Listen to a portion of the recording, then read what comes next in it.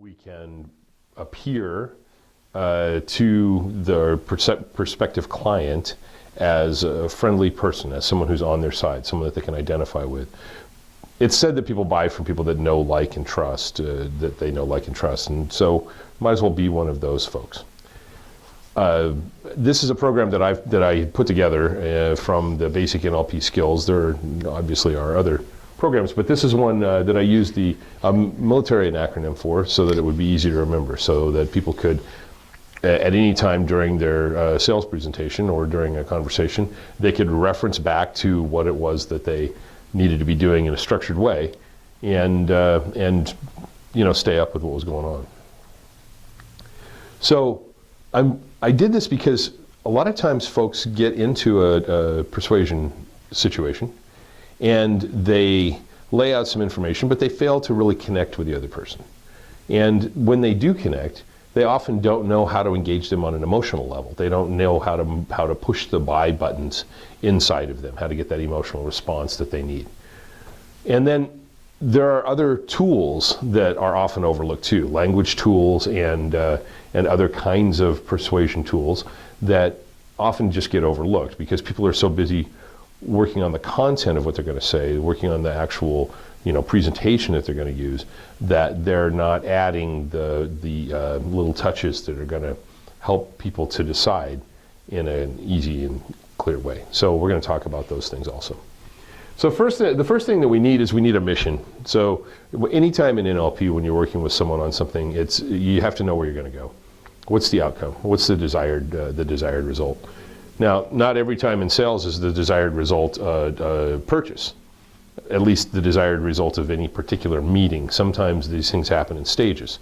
Sometimes the first meeting will be about setting up another meeting, and the next meeting will be about presenting the ideas. And in some sales situations, such as high-ticket items, real estate, things like that, often there are subsequent meetings to that before the final paperwork is signed and things are negotiated. So we have to know the outcome of each individual stage that we're in if we're in a complex situation. If we're simply talking to someone directly who may pay cash out of their pocket right at the moment, then we know that the outcome is to complete the transaction. But otherwise, it could be almost anything. So we're going to look at how that works, and then what we're going to do is we're going to give you the opportunity to envision yourself having all the tools that you might need as you go into a sales situation or a persuasion situation, and having those things available to you and being able to access them and pull them out. So what we want you to be able to do is to leave here with a better understanding of the types of things that need to be involved in any of these meetings, so that you can do what you need to do in an easy way. So that's the basic idea. We have reconnaissance, and reconnaissance obviously is just gathering information. So you wouldn't think necessarily in a sales presentation that this would be important. Some folks think that a sales presentation is all about giving information. It's all about putting the information out there to get someone to buy something.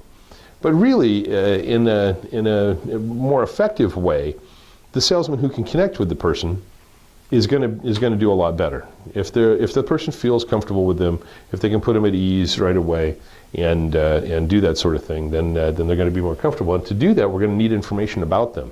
We're going to need to observe them. We're going to need to understand what's going on.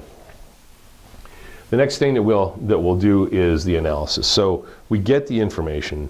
We've opened up our senses to them, and this is really basically about sensory acuity. The next thing that we do is we analyze with the information that we're getting in. So what information are we getting in? How can we structure our presentation to fit in their model of the world? And then we're going to dig a little bit deeper. We're going to go into the power centers. What are the things that are about them that really motivate them? How does it happen? What kinds of words and kinds of experiences are they responding best to? And then the infiltration. And the infiltration is where we actually engage them emotionally in the process of envisioning themselves with the product or service, envisioning themselves without the product or service. We'll take them down so that they understand how painful life can be, because they obviously are looking to improve something in their life, or they wouldn't be talking to someone that's going to sell something. There's something that they want to improve, so we'll talk to them about what happens if they don't improve and what might happen if they do improve, and if they improve in the way that you're suggesting, then obviously that's going to be good for both of you. And then there's the delivery. Now the delivery piece is all the actual close components, and other aspects can go into the delivery and usually do. This is where we cover things like hypnotic language and other kinds of tools that we can use to actually finish off the process, to put a polish on it. Now I teach these things in these steps because it makes sense that way. But the reality is that someone who's successful at selling will be doing all of these things all the time. One of the basic rules of selling is always be closing, the ABCs of selling. So you don't have to go and hold on a second. I haven't done the first step here with you yet. Now, don't get your checkbook out. I'm gonna have to go through a few things. So we don't want to do that. We want to be able to go directly into delivery if that's what it comes to, and just bypass all these things. So somebody comes up and says, say for instance, I want to buy this item here. There's no need to explain to them the pluses and minuses of that item or some other item in comparison. You simply sell them the item that they've got. They've got money in their hand, they walk in, they want to buy something, well, let them buy it. Don't talk them out of it, because more often than not, a salesperson can talk themselves out of a sale even after the person has made the decision that they want to buy. So too much information is never really a good thing. Just enough information delivered in the right way is a much better way to sell. So the reconnaissance piece is about opening our senses. It's about sensory acuity. It's about being able to see every movement that the person makes, every twitch, every nod of the head, every little movement, because as they go from state of mind to state of mind, as they move from skeptical to curious to interested to buying, or let's just say that's the pattern that they're following, each of those moves is going to have some sort of distinctions from the other. And they may go back and forth through these different things, but it helps if you're able to follow along with someone. And I'm not suggesting that we try and interpret every move that they make, but it's important to note that when they do make a move, that is their neurology shifting around. And as their neurology is shifting around, their attitudes, their opinions, their perceptions are shifting around also. So we can follow sometimes someone's state of mind as they move through a buying process, making a decision to buy. And when we are doing that, then we have a much better idea of what to place where and how to do those things. So BlackOpsSales includes some training and some work in sensory acuity. Now, I suggest that you practice sensory acuity all the time. Always be aware of the world that you're in. Always be that extra awakened person in the room. We can't all necessarily be the smartest person in the room, but we can be the most awake. We can be the most aware of our environment, aware of what's happening inside of us, all these different things. So what in the Art of War, I don't remember the author's name, Sun Li or Sun, yeah. Well, he writes to know yourself and then know your enemy. So these are the two main things. So knowing yourself obviously is something that we would hope that you'd have going into this. However, many people don't. So knowing yourself is something that we work on. In Success Factor, we teach it in a number of different ways. We have NLP classes. We have other types of things that we do that can help a person get to know themselves better. So we can do that, and we're just assuming that that's the first thing. And here, what we're doing is we're focusing on knowing the enemy. So, which is not really the enemy, but the partner. Because in a sales situation, there is a sort of there's a process that takes place before anything's decided. Just no different than a war in many ways. And so we just want to be able to play this game. We want to be able to follow the things along as best we can. And the more effective we are doing that, then obviously the more we're going to sell, the better it's going to be for everyone. So to get the reconnaissance up, to get the sensory acuity up, I'll give you the tip. Well, one tip now that you can do, and you can do it anytime. It's called the 5 points of awareness. So what you can do is you can focus your eyes just past the wall ahead of you. Like if you pick a spot on the wall and then look about a foot beyond that. Then as you're doing that, you can pick a spot to the left and to the right and hold your fingers out so that you can see how far your peripheral vision can stretch. Once you get your peripheral vision stretched, then you can do the same thing top and bottom. So now we've got 5 points of awareness. And if we are this aware when we're having a conversation with someone, we're going to become a lot more aware of what's going on with them. Now, I can see when I do this type of vision enhancement, when I envision this for myself in front of a room like this, I can see every movement that everyone makes in the room. So I can follow and track everybody and what's going on with them. Now, I don't necessarily, it's not a mind reading process. I don't know every single thought that someone's having, but I can generally tell when their state is shifting. I can generally tell when they're going from more receptive to less receptive, say for instance, or from less receptive into more receptive, and I can follow them in a variety of different ways. So this just being aware is more than most people have going into anything. So this particular piece is very, very valuable. Most folks are not aware of the world that they're in. They often try and shut down their awareness of the world that they're in. And so when we approach it from the opposite side, when we take the person in, when we perceive them and who they are in their entirety, then we can really begin to be in touch with them, because then we get the information that we need in order to do a good analysis. Now, the analysis piece, here we're using some really, really basic NLP tools. We're using some basic rapport building tools, so we have to pay attention to certain things that they're doing. It's helpful to understand whether or not they're speaking in a language, using verbs or nouns that are visual, auditory, or kinesthetic in nature. So we can begin to match these things so that we can appear to them as someone who's familiar. When there's a show on FX, and the new season's about to start, but anyway, it's called The Americans. And it's based on a true story. It's based on a couple that lived in, I think, Philadelphia or something like this, and they were spies for the Russians. And they lived there. They lived in the U.S. for 25, 30 years or something like this. Raised a family, just completely under the radar. No one would ever know that they were there. And the way that they did this is by blending in. They took on the characteristics of the people that were around them. They took on the characteristics of the Americans. They got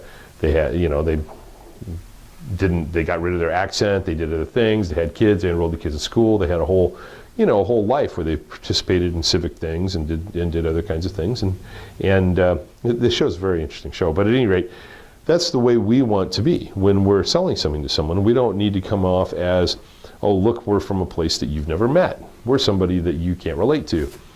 So we want to have whatever tools we can to help ourselves blend in. If we were in a foreign country, we would dress the way the people dress there. People, when they come here to do business, often, and well, this has kind of happened everywhere, but a lot of business people just wear suits all the time now. So that's just kind of infiltrated. But that's because everybody wants to fit in. They want to be seen the same. They want to be seen as able to do business. If a country was trying to do business with the U.S. when the U.S. was a huge power, which is still a huge power, but at any rate, and they dressed in a way that was like second rate, that wouldn't work. So they dressed in suits. They mimicked the style of dress of the most powerful country. So that's the way everything went, and that's still that way now. Japanese businessmen pretty much are dressed like Westerners, as well as many others in many other countries. So that influence has been felt. So this is what we want to do. We don't want to come to the sales presentation looking as though we belonged on a river raft, unless we're selling river raft supplies. So the analysis gives us the ability to see what it is that the other folks are doing, understand the types of ways that they express themselves, the types of ways that they process information, and we're going to look at all that. Now, power centers are something else. So power centers are the words that they associate with some of their peak experiences.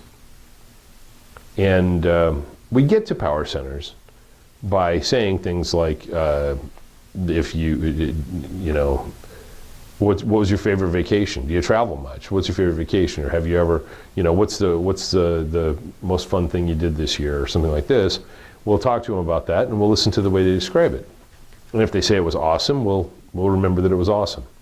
My trick for remembering that, by the way, is to tie a string around the word and hang it up so that it's just hanging there. I have a visual way of remembering those things because I get lost in the words sometimes. So I'll tie the word, I'll tie a string around the word and I'll hang it from the ceiling of my mind. And I can take them down when I'm done. But at any rate, that's one way of doing it. So if they say it's fantastic, that's fantastic is a word for them that they have attached to a lot of their good feelings. Once we know those kinds of things, then we can bring those words up at the proper times. We want to tell them that our product is fantastic when they're just about to go over the hump, which we're going to get to here in a minute. But the basic idea behind this is to turn on certain awarenesses and skills in ourselves when we're sitting down to do business with someone else.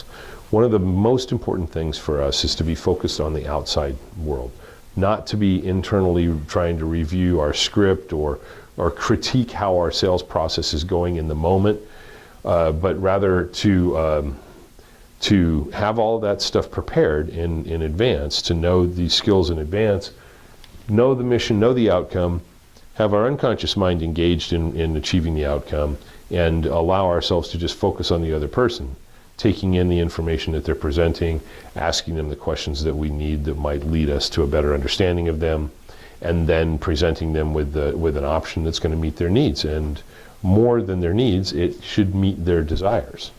So when we're talking about someone's desire, let's say, for instance, somebody goes into the car lot to buy a new car. The guy's there, and he's like, the salesman comes up and says, well, what are you looking for? He says, the wife says I have to get something safe, so I guess I just need a safe car.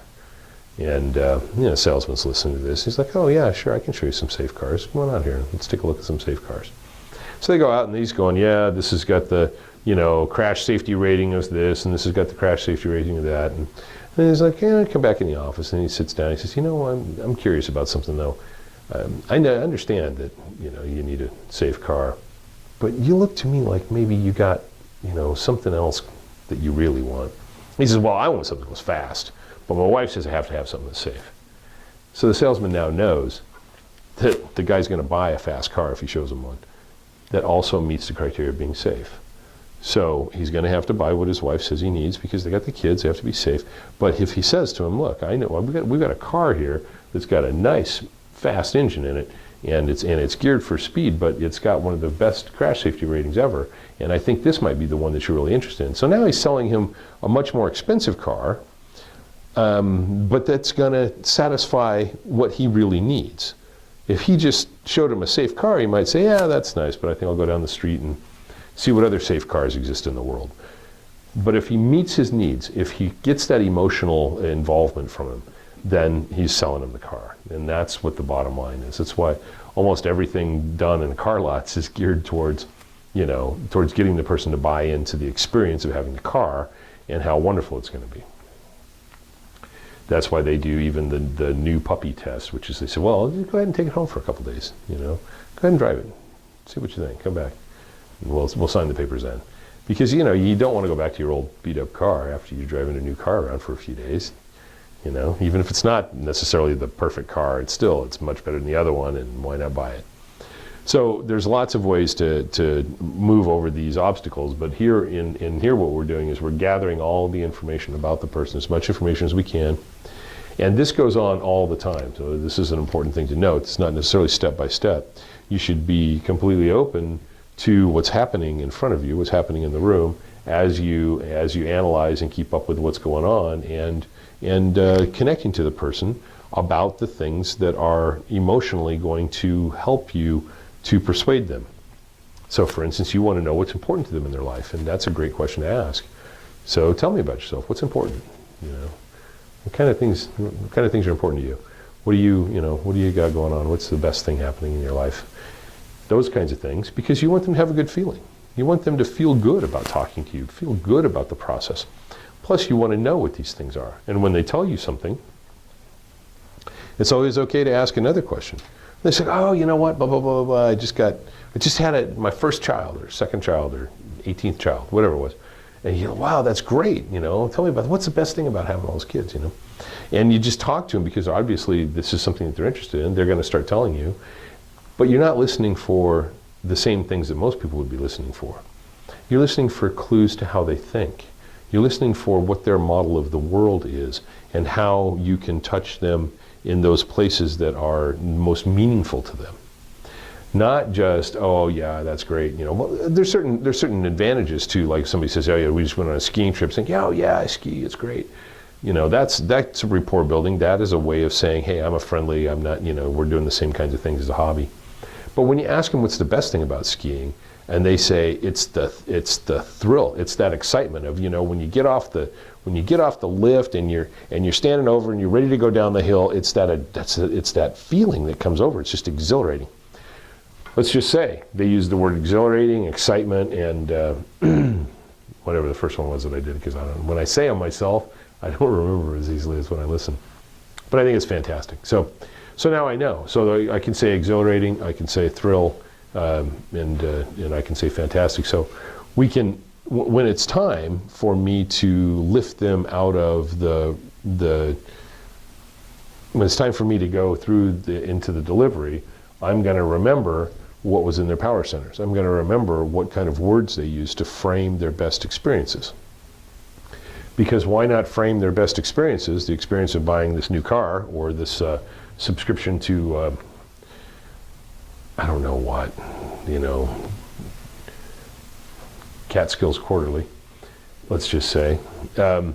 So when it's time for them to do that, we want to, you know, reflect on their peak experiences, because they've been doing without this service or product for so long. I'm sure that there's been problems. So when we're going to lift them out of the hole that we help them create, and when we do, we'll feed them the most positive experiences that we can, as they learn that the way to avoid the hole altogether is through buying your product or service.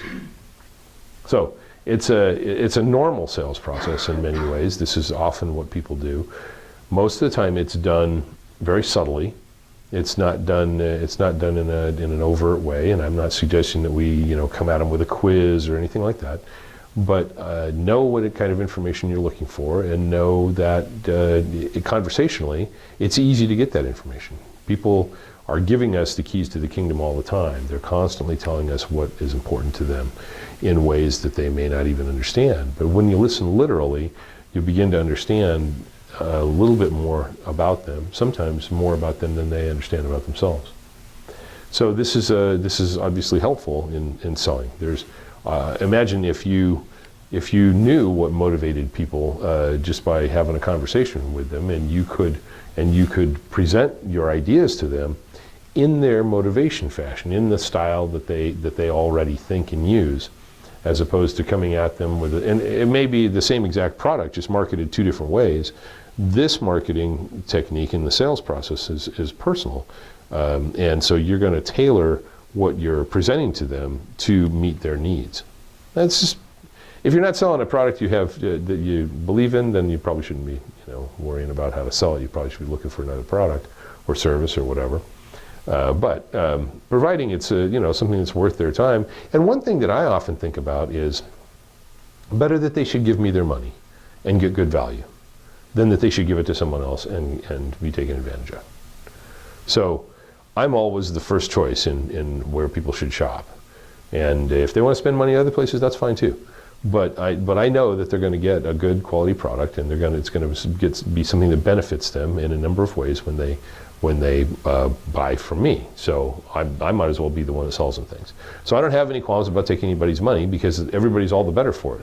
They're going to get something better than they had before, and my life will be improved in some ways. And so that's important in my mind in a sales process, that I believe in what I'm doing, that I believe in what I'm selling, that I believe that I'm delivering something to people that is of such value. Then obviously the prices need to be reasonable, or reasonable for the market, let's just say, because it's different, people buy different kinds of things. But so those things are important, and if you don't feel good about what you're selling, then this probably isn't going to come across as well as if you do. Yeah, in some ways it's a little bit challenging to cover all the material that's available. Like, this is just obviously a very brief outline. I've taught this before in a variety of time schedules. Some of them 2 days long. We break it up and teach it over a 2-day period, and that gives you time to do a lot of the exercises and things and experience the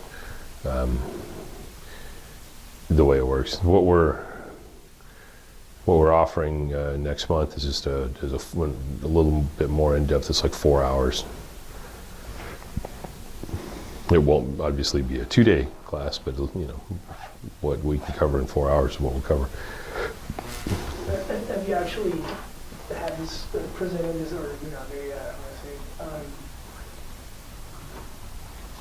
presented this protocol to corporations or companies or whatever? You've hired a coach, so any of these companies, or have you had the chance to do that yet? Or no, there is a version of it that I did for a gentleman who sells. How do you put that? He sells packages to people that promote local businesses online. So the first recording of it was geared towards if you're selling internet services to mom and pop stores. So it was all about how to talk to those folks and how to help them to go with the person for their online presence, for their whatever it is they're doing, SEO, marketing, website development, whatever it all. This guy sells a whole package to those folks. And so yes, I've done that. But as far as like the major corporations, no, I haven't pursued that at all. My real passion is in the personal development field. I love that. I know people need to make a living, and I know that the sales and persuasion part is more than even just that. There's a whole bunch of personal development involved in just learning the stuff I'm covering here.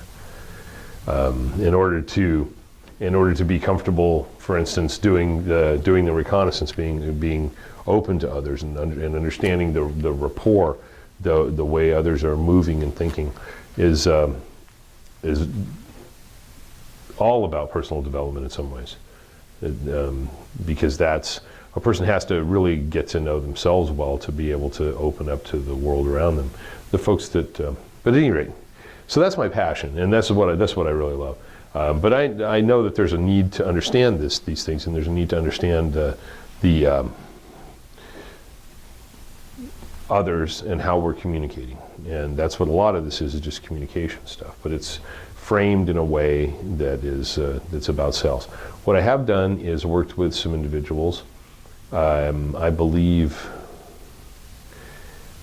Mike, who comes to a lot of things that we have, I think he said that his sales percentage increased, doubled or something like this. He sells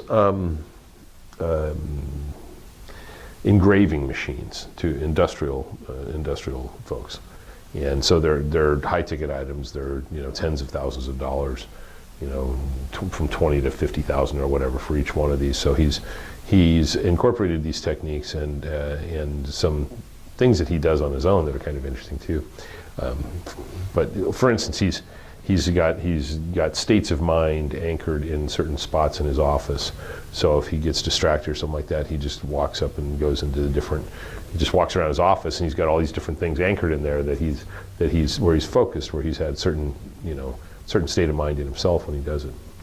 That's stuff we teach in other areas. So that's not really part of this process necessarily, because we haven't gotten into it, but if you incorporate the other things that we teach with this stuff, you start to see how it all works together. So, but this piece is, and I've taught other folks.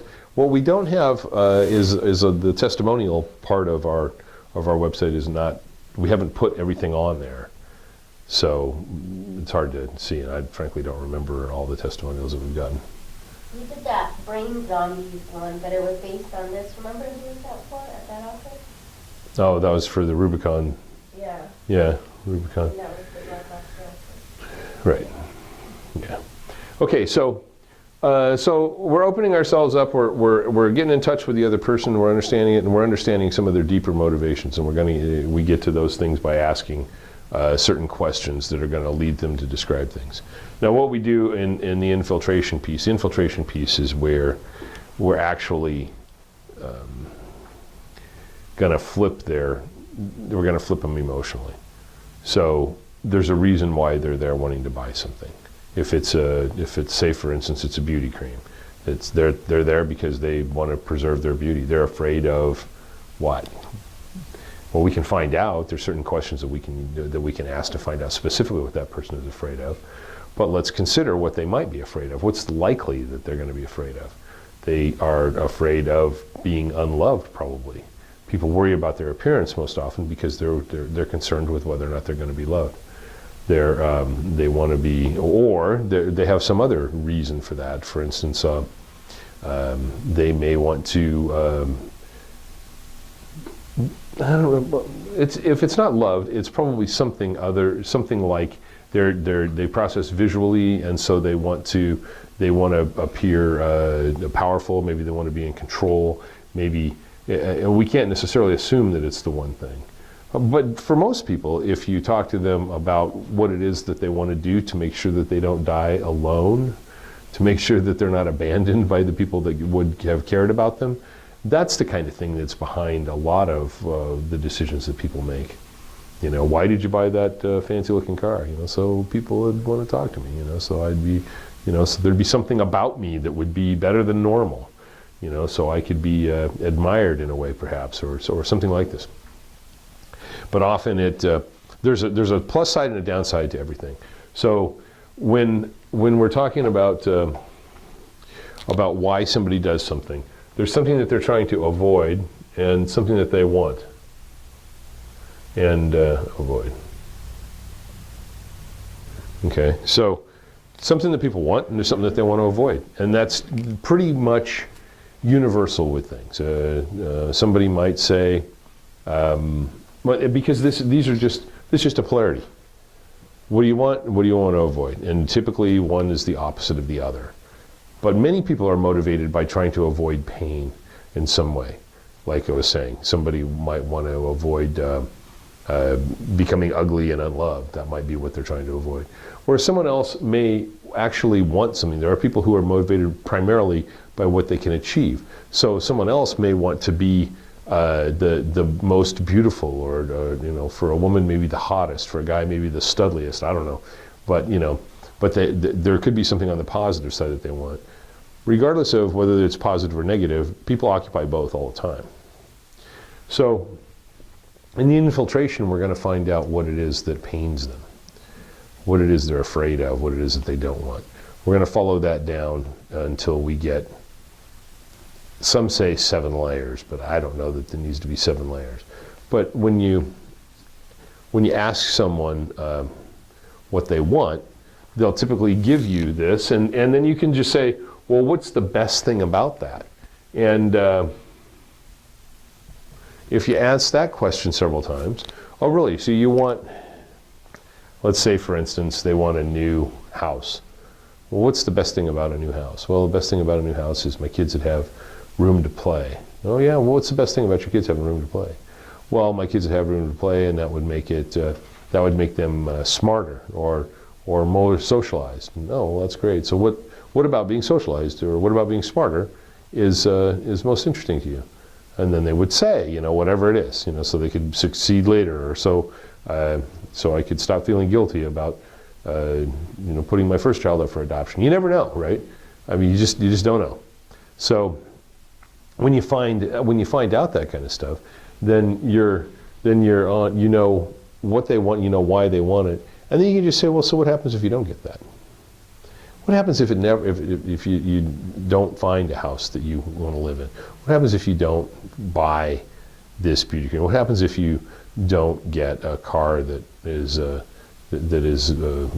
admirable, you know, that measures up to your standards? What would it be like if you had to continue to drive the same car you've got now for another 6 months, another 8 months, another year? What would it be like if you don't do anything about your whatever it is situation for another 6 months, another year, another 2 years, another 5 years? How's it going to feel if you never do anything about this? Like, and just let them experience what they're afraid of, what they don't want. Let them experience that. When they've touched in with that, which you should be able to tell because remember you got your senses open, you're paying attention, you know when somebody touches something that's meaningful to them, and you know that you've hit a chord there. And there's no need to dwell on it, because that's enough. That's enough. Let's talk about, something happier. Let's talk about the good things. Let's talk about what could happen if you decide to do something about it. So imagine that you're deciding to do something about it now. Everything's working out. Your kids are becoming social. They're going to be smart and successful when they're adults, or whatever it was that the person said. And you just reflect that back to them. Give them back their same ideas, because it's going to be a thrill, and it's going to be exciting. So there's those things, and that's the way you want to feed the information back to them as you lead them to the decision to buy. Give them a contrast frame. This infiltration is like a contrast frame. So let them see how bad their life could get and how good their life could get. What would be the worst thing about not making a decision about this? Things that get worse. Your current house is falling apart. It's going to cost you even more money. It's not big enough for the kids. The kids are going to have to, all 3 boys and girls are going to still have to stay in the same bedroom for the next 20 years. It's going to be rough. So you want to, but you want to set them up to see how important it is that they make a decision, and then you're working with them in some important ways. The delivery piece. This is when a plane goes on a bombing run, they talk about delivering the package. And the package is the bomb, so that's why it's a military term. That's why we're using it. But at any rate, so this is when you're delivering. When you've got in there, you've analyzed everything that's going on with them. You know their weaknesses now. You've infiltrated their emotional core, and now you're going to deliver the package. Now you're going to get the sale. Now you're going to do some other things, and we're going to do some things with these. This piece is full of language techniques and other kinds of things. How to use double binds, how to use other kinds of things. One of the things that they've like if you quote somebody a price and you tell them, well, it's $850. And they say, oh, that price is too high. You can just say, oh, well, all right, then it's $850. But you'd be surprised how they literally mean something. And when you change it for them, the representation in their mind changes. The same thing could happen on a clipboard. Here's the thing. And they're like, oh, that's too high. And you say, okay, well, here it is. And well, here's the thing about this. People's brains work with symbology. We work everything that we do in our thinking process is symbolic of a package of things, because we can't think about every single little thing that goes on. So we have a framework, and if things fit in the framework, we view them one way. If they don't fit in the framework, we view them another way. What the person's telling you is that doesn't fit in my framework because it's too high. So you don't necessarily know what that framework means, like how that is going to interact. And when you offer them something lower, that might be all it takes to trigger them into the buying decision. Now, they might hem and haw around it, and they might go, okay, but are you sure you can't come down on this anymore, or that sort of thing. And you might just say, well, the price is as low as we can go, this would, but I'd really like to see you in it and solving the things that you need to solve, getting that thrill. So there's lots of ways to work with that. Then the other thing is the other language things that you can use, such as tag questions, because tag questions are ways of getting folks to agree on things. That was my phone. I thought I put it in airplane mode. In here.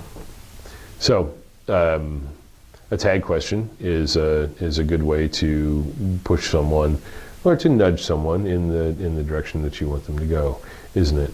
It's an interesting way to use language by getting an agreement after the fact. Wouldn't you like to be able to do that? So see, that's a fairly long tag question, but if you could get folks to agree with what you're saying, that would be useful, wouldn't it?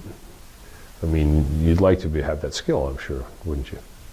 So It's always okay to use a tag question, but they can be overused.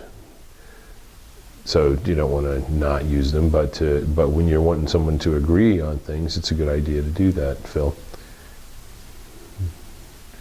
Also, using their name is good. It drives me crazy when a salesman overuses my name or acts a little bit too friendly towards me before they know anything about me. That always bothers me a little bit. However, if they learn something about me and have a conversation to me about things that are important to me, such as the kinds of things that they would find out if they went through this process, that's much more interesting to me, and I feel much more satisfied when I make a decision that I feel is going to meet all of my needs. And when the person understands my needs well enough to present this information to me that way, then I think that's respectable, and I would do anything I could to buy from them, whatever that would mean, you know.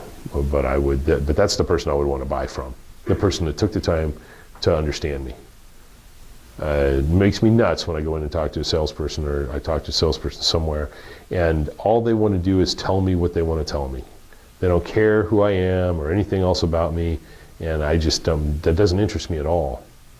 And I've had not only salespeople do this, but I've had like counselors and coaches just come in and, okay, what's going on? I tell them something about what's going on. They immediately start to try and tell me, you know, what they think I should do, and I'm just like, yeah, you didn't bother, you know. So I'm not interested, because you're not interested in me. You're just interested in you and what you know and what you think you know. So forget it. But if you want to take the time to get to know me, I'm probably the best customer you'd ever have, you know. It might be an exaggeration, but I know that I buy from people that I like, that I feel like have an understanding of me, and I feel good about it when I do. That's the main thing. And we want folks that come to go through the BlackOpsSales process that have been speaking to a salesman. We want them to feel good about their decision to buy. We want them to understand that they bought something that's going to benefit them, and that it's going to benefit them in the specific ways that they want to be benefited. Now, we're also speaking to their unconscious mind, and not just their conscious mind. That's the reason that we go through these processes, is so we can understand what's going on in their unconscious mind, and we can speak to that part of them.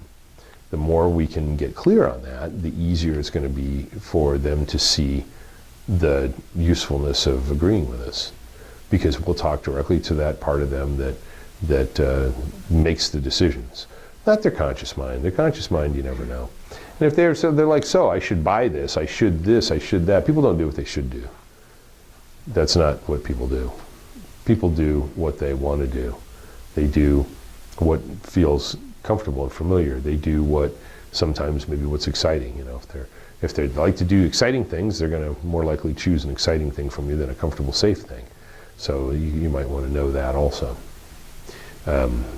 So these are the processes that we use. The delivery piece has got a lot more of the language tools. We just taught a language class for the past 3 Tuesdays, and those tools are the ones that we're talking about in this delivery piece.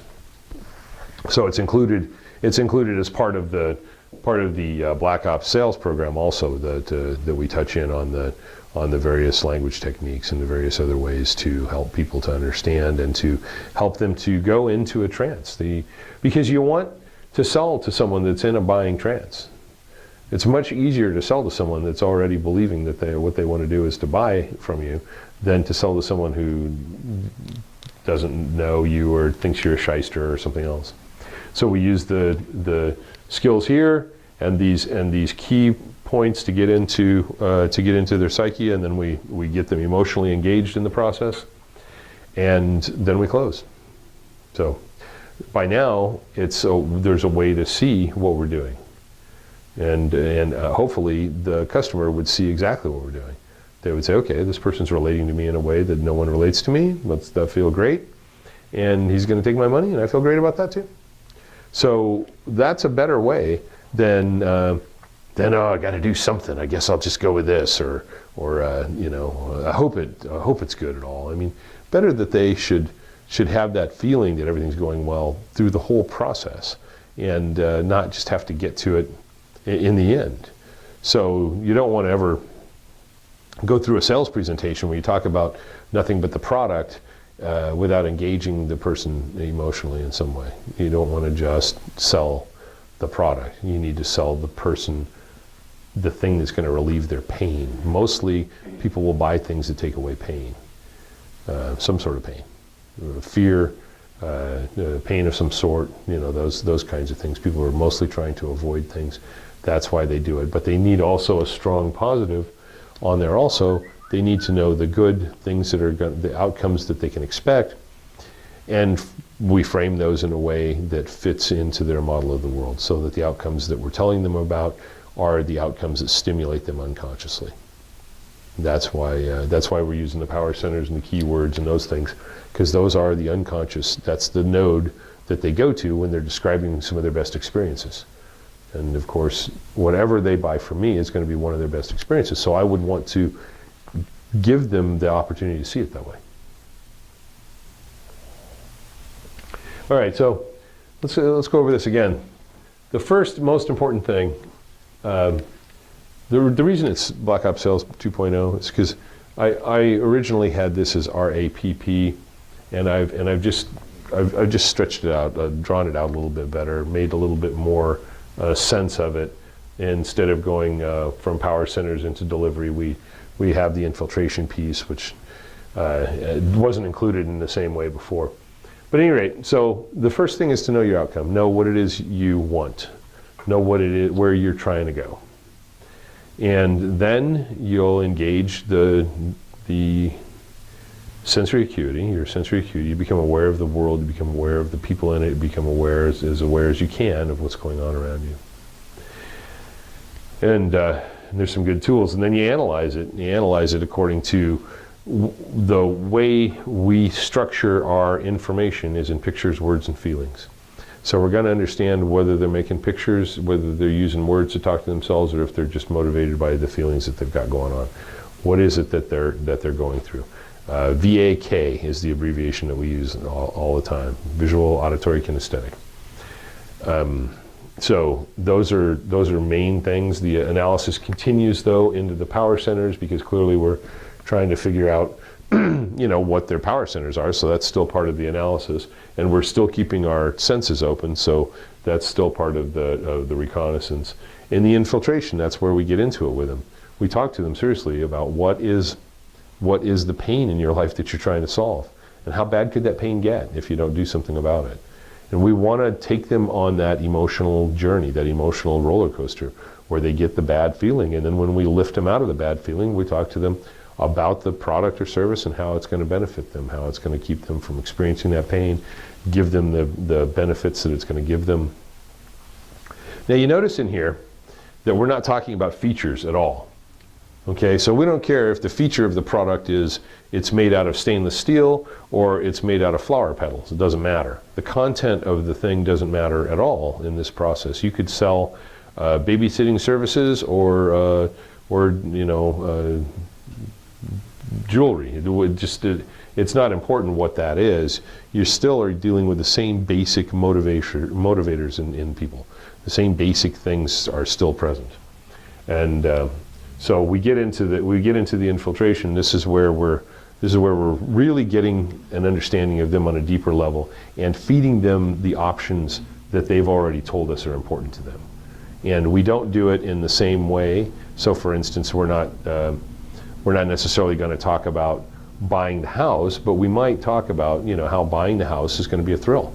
So we're not going to describe the house to them necessarily, but we will use their unconscious information that they gave us about what makes them feel the best and what they reference when they do that, and attach that to the idea of completing the sale.